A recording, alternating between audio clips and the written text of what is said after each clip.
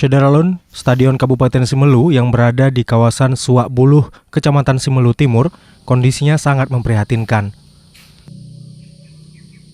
Selain dipenuhi kotoran ternak, sampah yang berserakan, bagian dalam tribun juga tergenang air serta asbes yang telah rusak.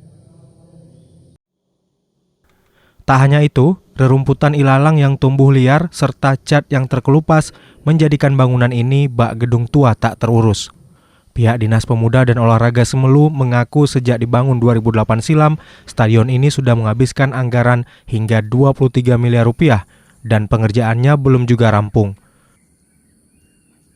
Pada tahun ini, Dinas kembali mengusulkan anggaran untuk lanjutan pembangunan dan perbaikan dan mendapat plot dana APBA sebesar 6,4 miliar rupiah.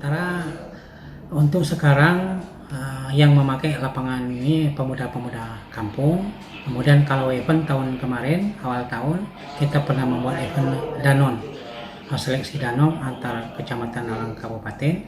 Terus mungkin tahun ini akan kita manfaatkan lagi untuk seleksi Danon karena setiap awal tahun. Terus mungkin karena kendala kita, karena kurang yang main, terpaksa lapangan mau digunakan, itulah dipotong rumputnya. Sementara lapangannya ini sudah bagus.